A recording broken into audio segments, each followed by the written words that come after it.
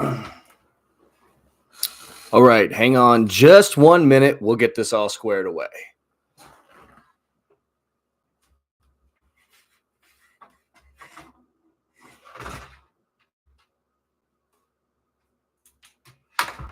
Oh, that's better.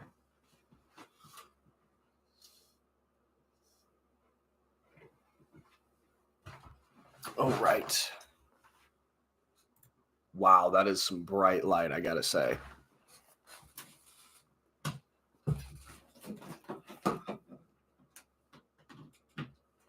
Boom, boom, boom. Okay.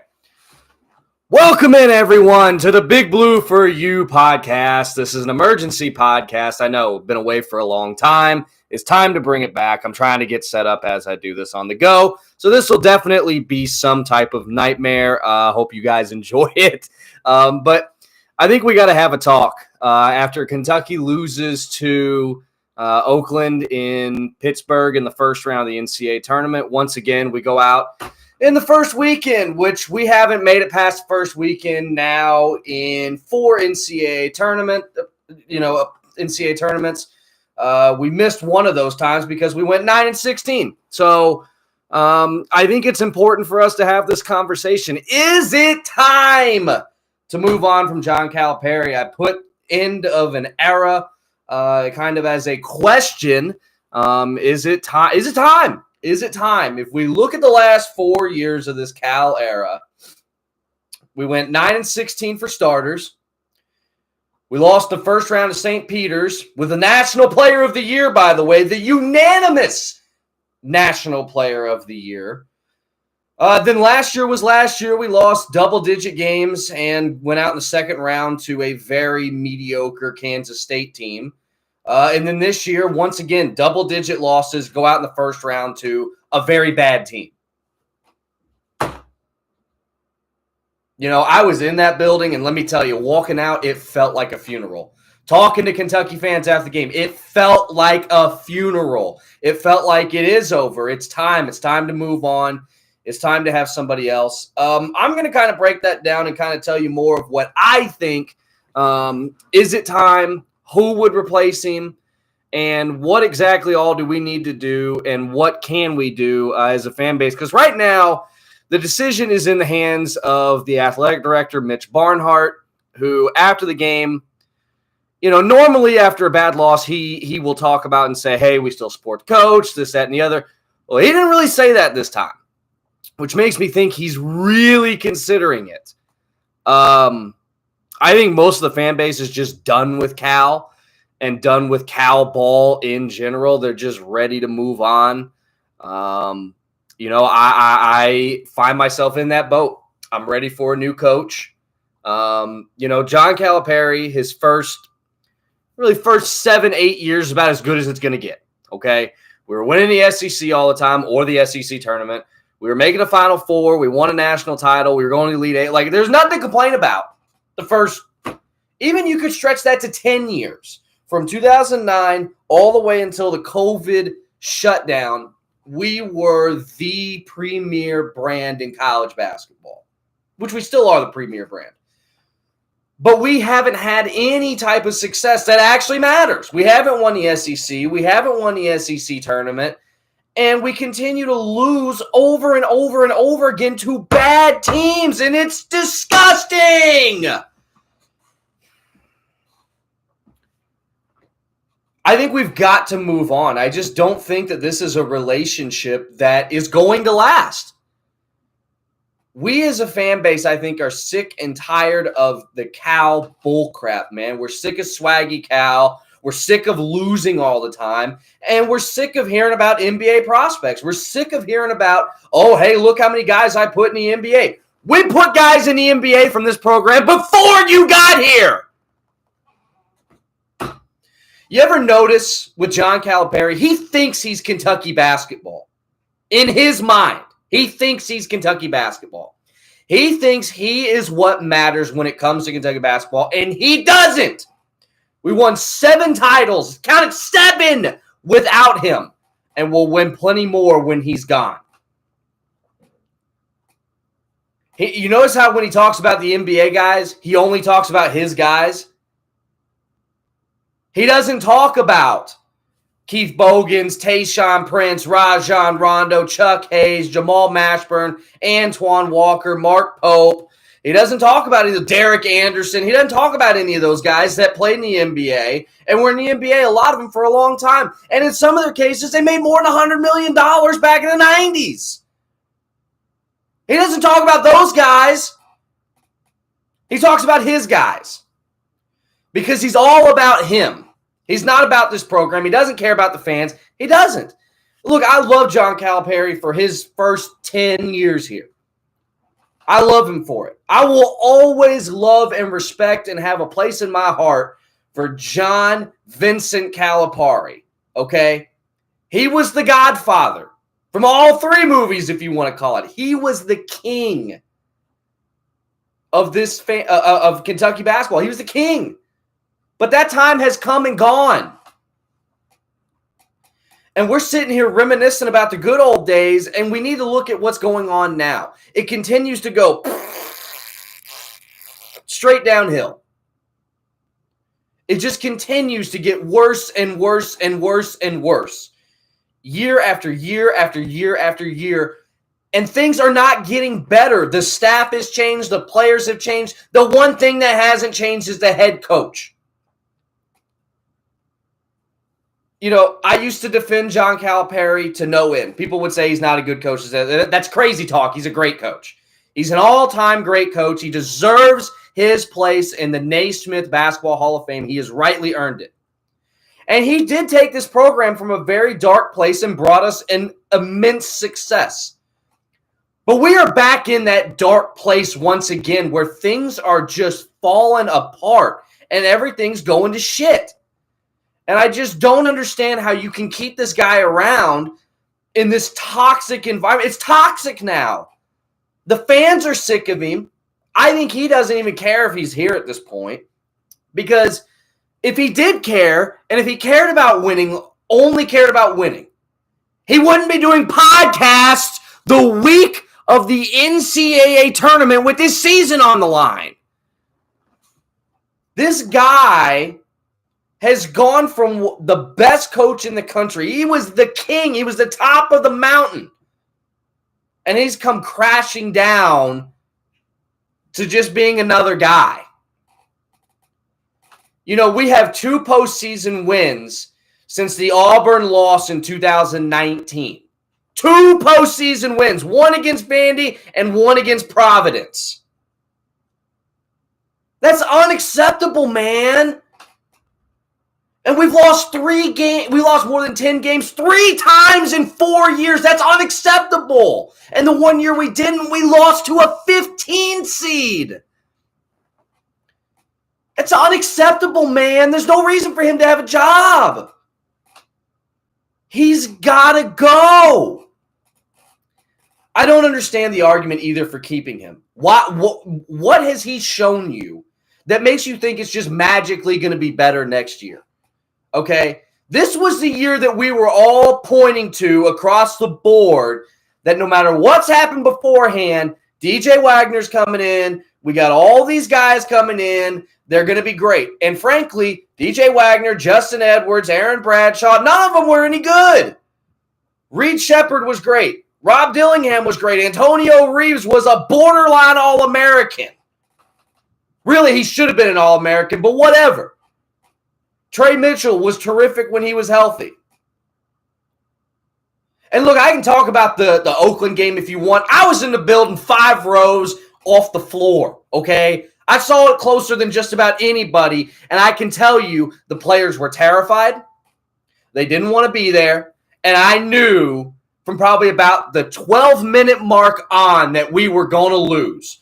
When Justin Edwards missed a dunk, I've never seen a guy that's 6'8" that gets rim stuffed over and over. How do you get rim stuffed when you're 6'8"? You're 6'8". I think I'm going to need a Prozac before too long because this is very frustrating. I'm not even 10 minutes in yet, and I'm going to lose my mind on this. I'm just so frustrated with everything that's happened because another thing, too, with Cal, you might watch this and think, oh, here's another typical Cal hater, blah, blah, blah, blah, blah. John Calipari I'm 20. I'm 24 years old, right? The first guy I remember watching play basketball at Kentucky was Rajon Rondo. All right. That's the first guy that I remember watching vividly was Rajon Rondo, okay? I sit here today as one of the young, as a very young fan, and I say to you, Coach Cal is mostly what I know. This is a guy that I have loved, that I have admired, and that I respected the hell out of for so long, and it pains me to see it ending the way it's ending. But I think walking out of that building, me and everybody else that was in there and talking to people after the game, it felt like it was the end of an era. It felt like a funeral. It felt like the Cal era died Thursday night. It's what it felt like. And I ran into somebody after the game, and I'm not going to say his name because everybody knows. Two-part question. Money. Okay, so I asked him that first. I said, can we pay out? If we can, should we move in a different direction? The guy I was talking to, he laughed when he said, could we pay the buyout? He goes, oh, yes, we could find the money for that. All right, that's for one. The second part of that question, this is the guy that works for UK and could get fired if somebody knew who he was and knew that he said this. He said, we absolutely need to look in another direction. That's what he said. He didn't say that we had to make a change, but we need to look in a different direction. And if he is saying that, it probably means it's time to move on. I think we should celebrate the good times that were. I think we should celebrate all of the success that he has had. We need to put his name up in the rafters, and we need to love and respect John Calipari for what he has done. But it's time, man. It's time. It's over. What are you going to point to? You're going to sit here and point to me that recruits are coming in next year? We had recruits coming in this year, and we still lost in the first round.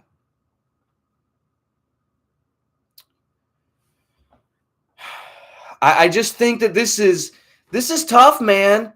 This is really tough at this point because what are you going to do? You know, what are we going to do?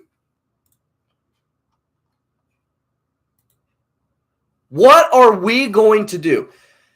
I think, look, everything is in the hands of Mitch Barnhart, who, by the way, gave this guy a lifetime contract and put us in the spot we're in right now. So the way that the Cal buyout works, I'm going to pretend that we're moving in a different direction. All right, I'm just going to pretend, for argument's sake, that's what we're doing. John Calipari has a $33 million buyout that needs to be paid over monthly installments until 2029. So over the next 5 years, we got to pay this guy $33 million. Now, there's a couple ways you can go about this.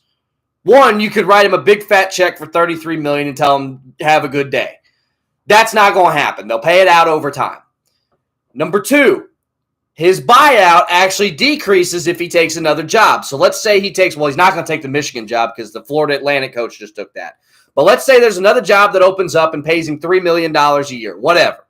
That amount that he makes comes off of the $33 million buyout. So if he makes $15 million over the next 5 years, we only have to pay $18. Okay, so that's how the buyout basically works.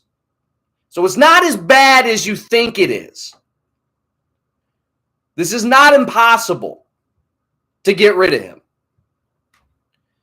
Like I said, you guys know my position on this at this point. I think it's time. I had always held out hope that March was going to be something special, and it wasn't. It was a complete failure.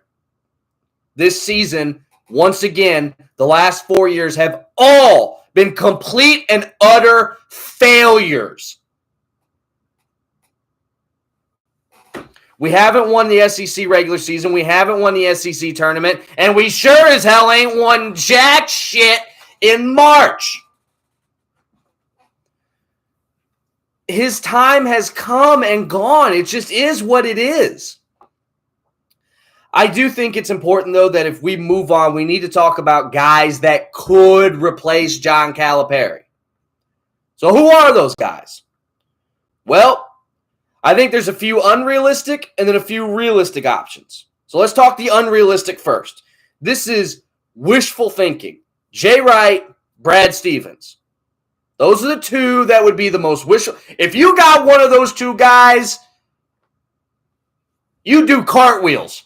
You give him a blank check and you do cartwheels as he walks out the door. I mean, you are the most excited. That would be something that would get the fan base moving. Those two guys would get the fan base excited again for basketball this upcoming season. Even though if we get rid of Cal, this upcoming season's probably not going to be great. What's going to be different, though? We've been terrible for 4 years anyways. Why not be bad for another one? If Cal's the coach, you're probably going to be bad anyways. So those are the two that are really unrealistic. It's not going to happen. Some people will probably throw Billy Donovan into that mix. I don't really care to have a 60-year-old Billy Donovan. That 10 years ago, he would have been the guy. That's not going to be a thing anymore. I think there are other realistic options. I don't think all of these guys would come, but I think they are realistic options. I think the first call that you make after those two is Scott Drew. I think you give him a blank check that gets the Baylor coach. You give him a blank check and you say, you're the guy. We're going to give you 3 years. We need you to accomplish at least one of these things. Win the regular season SEC, win the SEC tournament, or make at least one Elite Eight. That is a very modest 3-year goal. Just get us going in the right direction.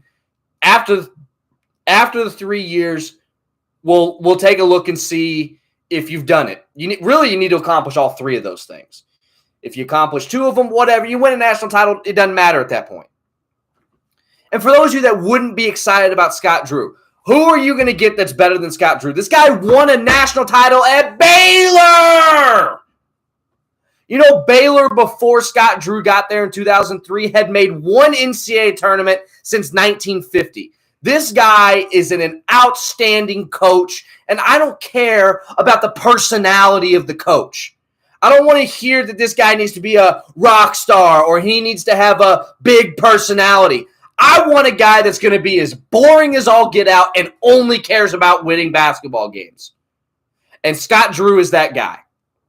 Now, if you don't get Scott Drew, then you're probably looking more towards the, now you're starting to look at guys that, frankly, I don't really care for, which would be the Eric Musselmans of the world, which that's not a terrible, he'll do fine here, but I really don't think that's the guy. Eric Musselman, Nate Oates, Bruce Pearl, Chris Beard. Look, a lot of those guys that Mitch Barnhart ain't going to hire anyways. He ain't going to hire Bruce Pearl. And he sure as hell ain't going to hire Chris Beard after the whole wife-beating stuff.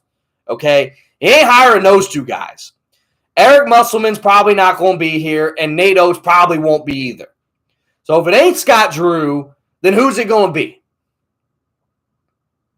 That's the question you have to ask yourself. If you fire this guy as well, who's coming in to get him? I think if you get a yes from Scott Drew, I think you have to pull the trigger and just say, Cal, we love you, but it's time for us to move on, and it's time for you to move on. You need to do this somewhere else. Because what's he going to say to us to get us excited? Nothing. What's he going to talk about? Recruits? Talk about NBA draft picks? Nah, man, we care about on-the-court results, and we haven't gotten anything for that for years. We just haven't. Whenever John Calipari leaves, it will be a sad day for the University of Kentucky. I firmly believe it'll be one of the saddest days in the history of Kentucky basketball when he retires. It will be.